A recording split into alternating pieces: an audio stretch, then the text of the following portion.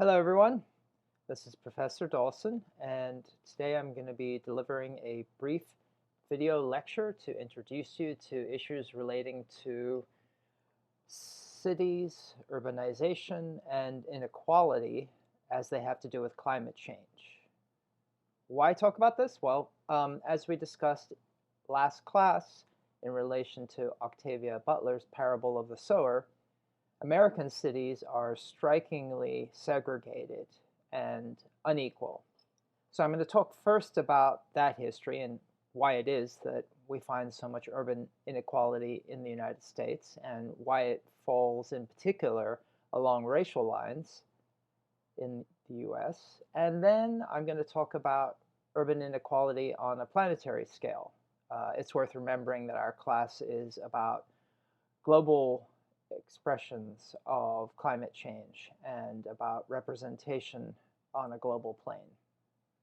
Okay, so first of all, the US, what might be called American apartheid.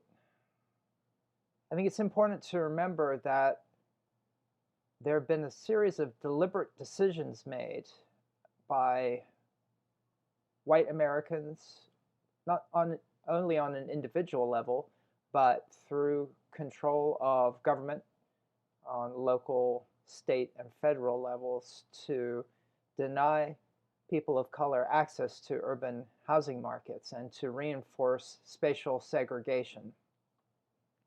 It's important to keep this in mind because if we look back to the 19th century, there was no such thing as a ghetto in the United States.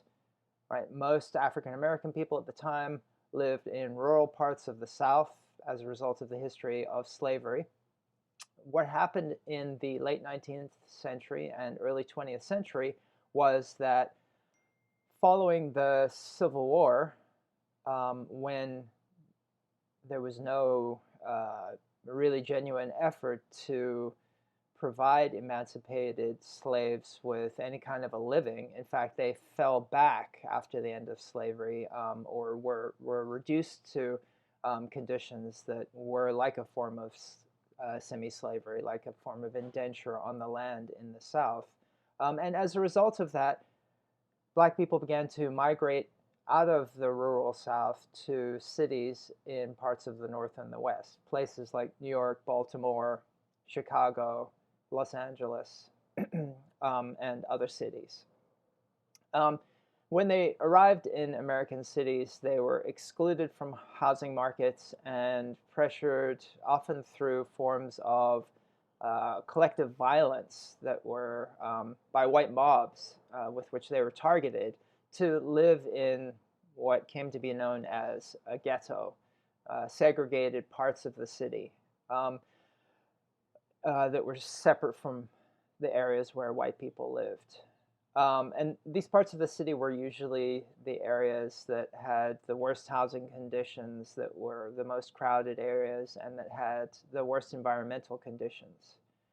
And of course, African American people and Latino people and other people of color also found that they were excluded from decent employment, as well as failing to get access to good housing.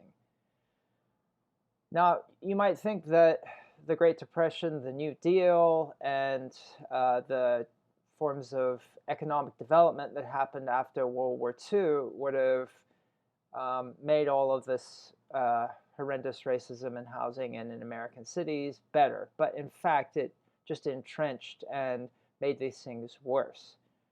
So after World War II, there were a whole series of government programs that were intended to help people. For example, there was the creation of the Federal Homeowners Loan Corporation that gave mortgages to people. This is where the 30-year mortgage that people use to buy houses today in the United States comes from. Those loans were extended pretty much only to white people. And so these kind of government programs that help to make a lot of white people into members of the middle class also reinforced and entrenched racial segregation on a mass scale.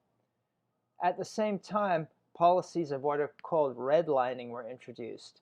That means that it was impossible to get mortgages in many parts of the city, and realtors would not show other parts of the city to people of color. It wasn't just government policies, though. Private banks also adopted a lot of the same kinds of racist practices of refusing to give mortgages to people of color.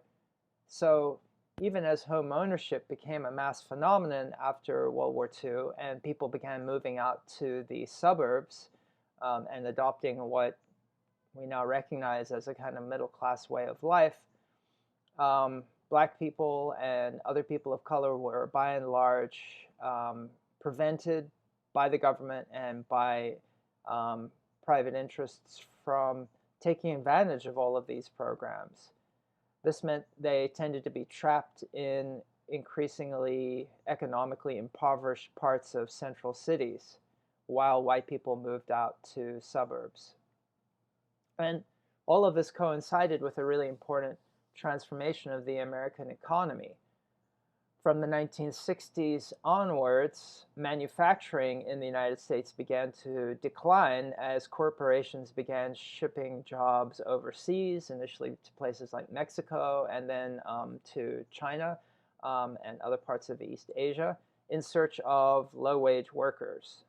And so the industrial manufacturing jobs that black people had moved to the northern cities to work in suddenly disappeared, leaving the parts of the cities that they'd settled in, which were fast becoming ghettos in the kind of negative sense of the term, very, very poor areas, left black people without access to jobs that paid well.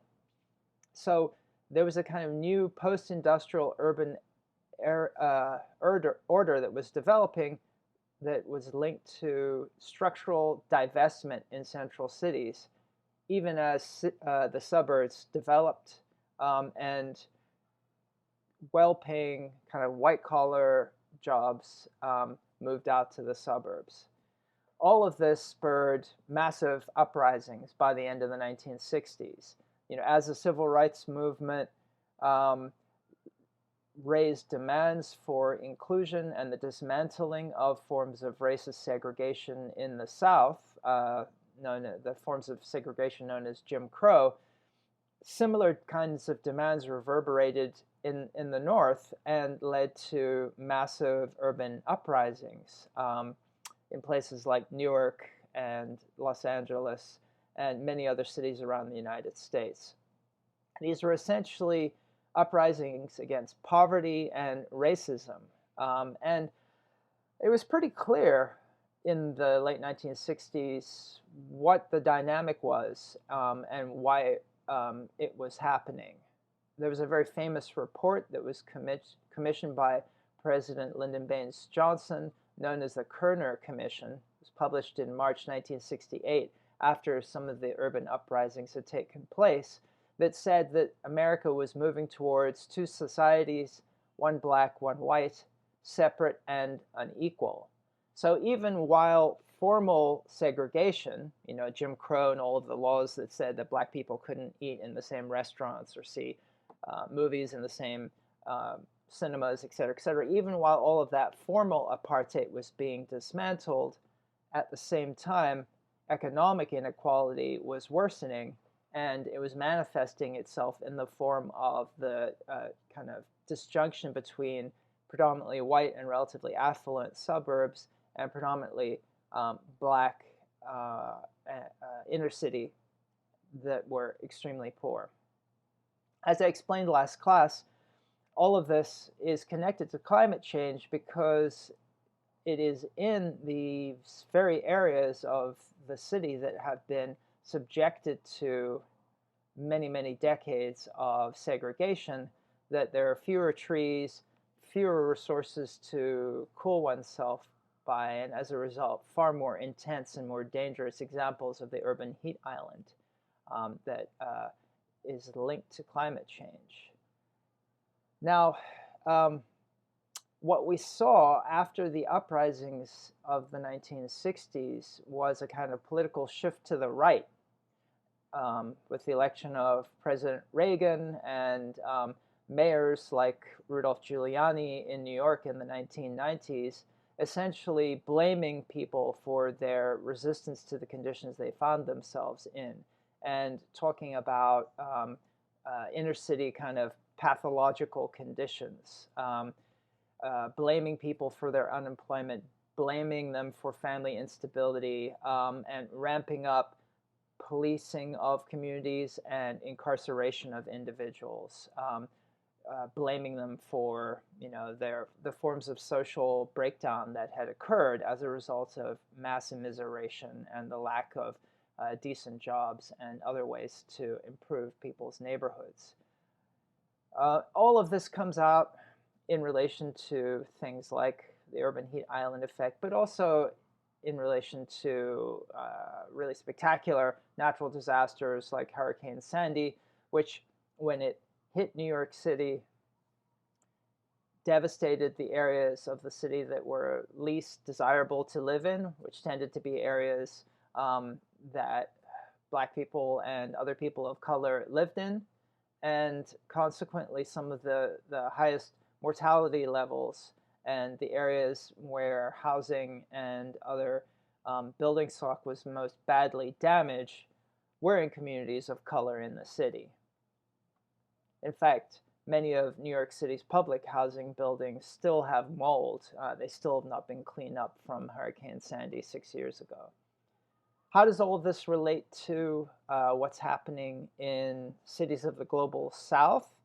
Well, most people in countries in Latin America, Africa, and South Asia live in rural areas, but people are moving to cities in those regions of the world extremely quickly.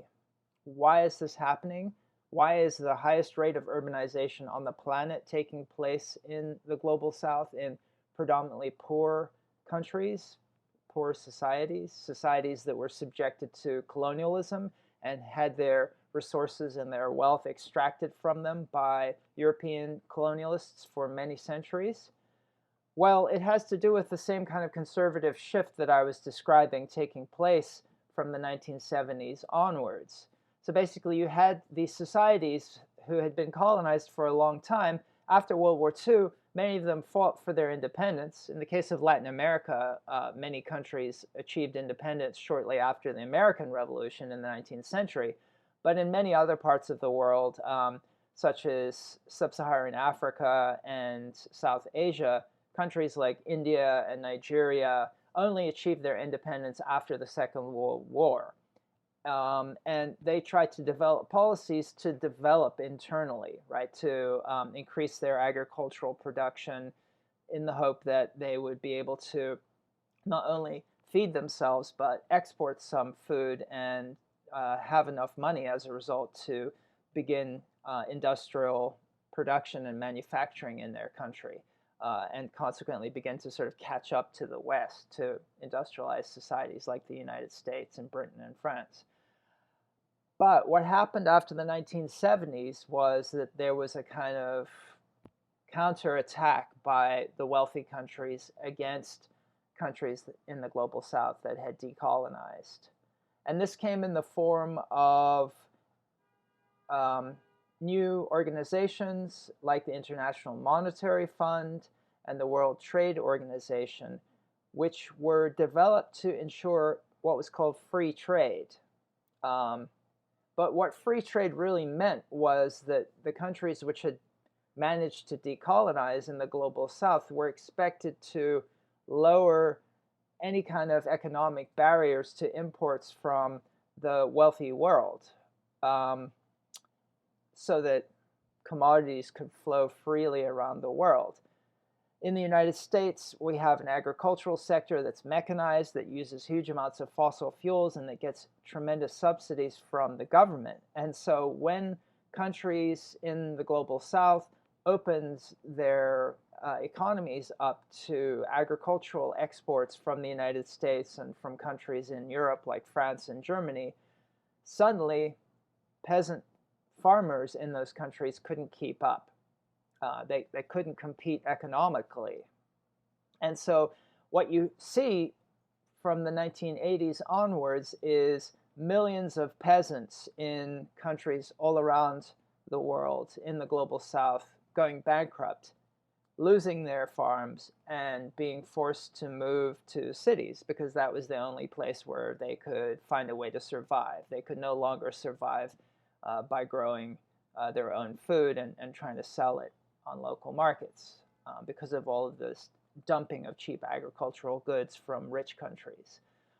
So from the 1980s onward, you begin to see massive urbanization in the global south. And in fact, the vast majority of cities with over 20 million residents today are not in the United States and Europe, but in the global south. Places like Lagos in Nigeria, or Mexico City in Mexico, or Kolkata and Mumbai in India. These are all cities that have grown massively because people living in the rural areas in those countries haven't been able to survive because of the unequal economic playing field created by these new institutions of international governance of economics like the IMF, the International Monetary Fund, and the WTO, the World Trade Organization.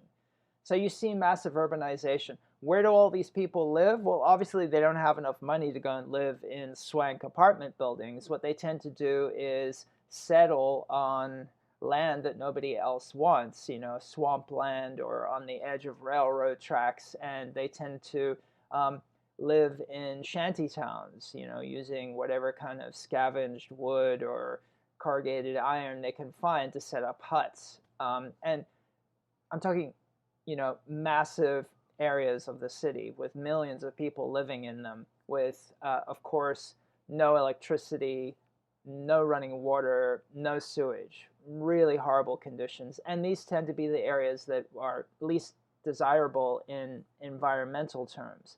So every time there's some kind of a natural disaster, like a hurricane or a typhoon or something like that, it's these parts of the city that get hit the hardest.